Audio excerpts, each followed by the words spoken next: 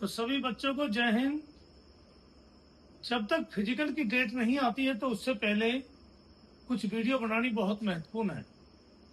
तो इसलिए मैं लाया हूँ फिजिकल के ऊपर विस्तार से पूरी जानकारी, ताकि बच्चों को पता रहे कि हमें फिजिकल में क्या क्या करना है। जो पहले कर चुके हैं उनको तो पता है, जो पहली बार देख रहे हैं उनके लिए बहुत ही महत्वपूर्ण है। तो सबसे पहले आपको अपने डॉक्यूमेंटों के ऊपर ज्ञान होना चाहिए। डॉक्यूमेंट के ऊपर मैं एक अलग से वीडियो बनाऊंगा कि डॉक्यूमेंट क्या क्या चाहिए। ठीक है। तो सबसे पहले जब आप ग्राउंड में वहां पर पहुंचोगे तो आप होल्डिंग एरिया में पहुंचोगे। तो होल्डिंग एरिया के बाहर आपका ग्राउंड नंबर 1, 2, 3, 4 इस तरीका से लिखा होगा, और उस एडमिट कार्ड पर आपका लिखा आएगा कि ग्राउंड नंबर 3। तो आपको होल्डिंग एरिया 3 नंबर में जाना है, जो आपका लिखा होगा। जहां ग्राउंड है उसके सामने होल्डिंग एरिया बने हुए होते हैं। ये फिर बता रहा हूं, उस होल्डिंग एरिया में आपका बैच बनाया जाएगा। जब आपका बैच बनने के बाद जब आप दौड़ने जाओगे तो आपकी दौड़, अगर मेल की बात करते हैं तो 1600 मीटर की दौड़ होगी। जो 30 साल से नीचे हैं मेल में, चाहे वो एक सर्विसमैन में आते हों, तो उनको 1600 मीटर की दौड़ जो है 6 मिनट में करनी अनिवार्य है। अगर 6 मिनट में पास नहीं करी तो वो फेल हो जाएगा। इसका मतलब उसको डिस्क्वालीफाई कर दिया जाएगा। जो पास हो जाएगा वो क्वालिफाई हो जाएगा। अगर बात करते हैं 30 साल से 40 के बीच की, क्योंकि ज्यादातर एक्स सर्विसमैन आते हैं, क्योंकि एससी और एसटी 30 साल तक एज होती है, क्योंकि 30 से 40 ज्यादातर एक्स सर्विसमैन आते हैं। अगर 30 से 40 के है तो उनकी 7 मिनट है। अगर 40 से ऊपर एक्समैन पहुंच जाते हैं तो उन्हें 8 मिनट के लिए पहले पास करना होगा।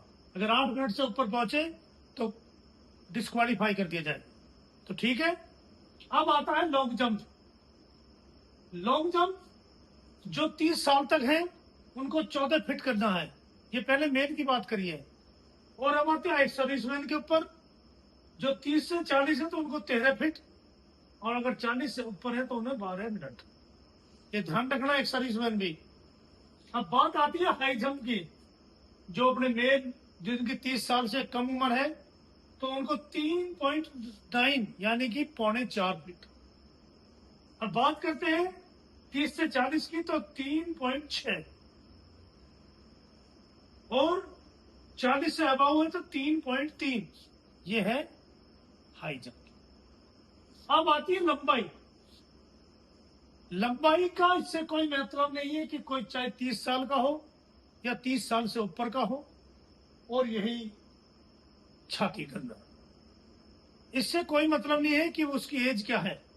इसमें देखा जाएगा 170 सेंटीमीटर।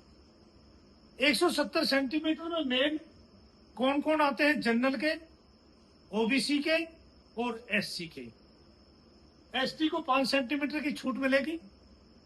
दिल्ली पुलिस कर्मचारी का बच्चा होगा तो उसको 5 सेंटीमीटर की छूट मिलेगी।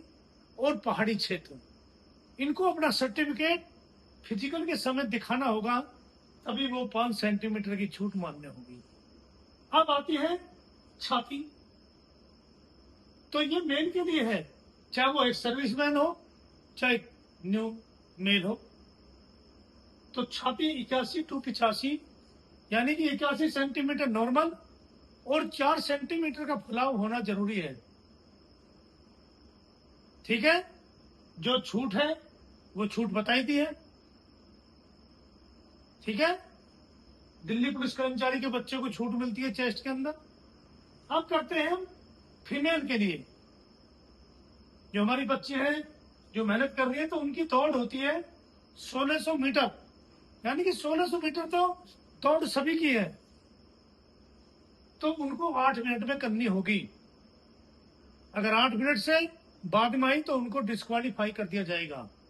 तो 8 मिनट से पहले अपनी तैयारी करो अच्छे से, पहले पास होना है। अब ये नहीं कि जी लिखित परीक्षा पास कर ली, हम तो पास हो गए, खुशी मना रहे हो। अभी खुशी आपकी उतनी नहीं है। अभी आपकी कितनी है? 35% खुशी है। अभी 65 परसेंट खुशी और है। ठीक है। अब है लॉन्ग जंप इनका। महिलाओं का 10 फीट लॉन्ग जंप है और हाई जंप 3 फीट है। और लंबाई की बात करते हैं तो 157 जनरल ओबीसी, एससी और एसटी 2 पॉइंट यानी कि 155। हाँ, एक पीछे एक बच्ची आई थी मेरे पास, वो दिल्ली पुलिस कर्मचारी की बच्ची थी। वो लालकुआं पे रहती थी, तो उसके पिताजी दिल्ली पुलिस में हैं। तो उसके पिताजी ने कहा था कि 155 लेते हैं। तो मैंने उस बच्ची को बताया था कि 152, यानी कि 5 सेंटीमीटर की छूट है। हमारे पुलिस के जो बच्चे हैं उनके फादर नौकरी तो कर लेते हैं, बस क्या करते हैं कि अपना ड्यूटी आए और अपना घर भागे। जब उनका बच्चा ये पूछता है कि पापा जी हमारी किस किस चीज में छूट मिलती है, तो अपने बच्चे को सही जवाब नहीं दे पाते। तो ये जानना बहुत जरूरी है। तो इसलिए मैंने अपने पुलिस परिवार के बच्चों के लिए यही कहा है कि कभी भी अगर आपको ये दिक्कत बनती है तो आप मॉडल टाउन में कभी आ सकते हो मेरे पास, आपकी फुल हेल्प होगी। और आप कभी भी पूछ सकते हो कि ज्यादातर पुलिस वालों पर मेरे नंबर है। तो उस बच्ची को कहा कि बेटा तैयारी करो अपनी। 152 सेंटीमीटर मैंने फिर स्टैंडिंग ऑर्डर दिखाया, तो बच्ची खुश हो गई। अब मैंने पूछा नहीं कि वो पास हुई या फेल हुई है, पर उनको कहा कि तैयारी करो। तो अब आपको ये पूरा फिजिकल का बता दिया है, पर जब ये फिजिकल पूरा हो जाएगा, जो बच्चा पास हो जाएगा, ध्यान देना अपनी बायोमेट्रिक नहीं भूलना है। अगर जिसने बायोमेट्रिक नहीं दी उसको फेल कर दिया जाएगा, ये ध्यान देना। इसके भी बाद भी बायोमेट्रिक होती है। मैं आपको ये बताना चाहता हूँ, बायोमेट्रिक दिल्ली पुलिस में 2008 में लागू की गई थी। ये किसी को नहीं पता है कि कैसे हुई थी बायोमेट्रिक, पर 2008 में दिल्ली पुलिस में बायोमेट्रिक को लागू किया था। तो जब बायोमेट्रिक होने के बाद आपको फिजिकल में पास माना जाएगा। पर पिछली भर्ती में डॉक्यूमेंट फिजिकल के पास करने के बाद चेक किए गए थे। तो मैं डॉक्यूमेंट के ऊपर अलग से वीडियो लाऊंगा, ताकि मेरे बच्चे फिजिकल में डॉक्यूमेंट पे कहीं भार ना हो।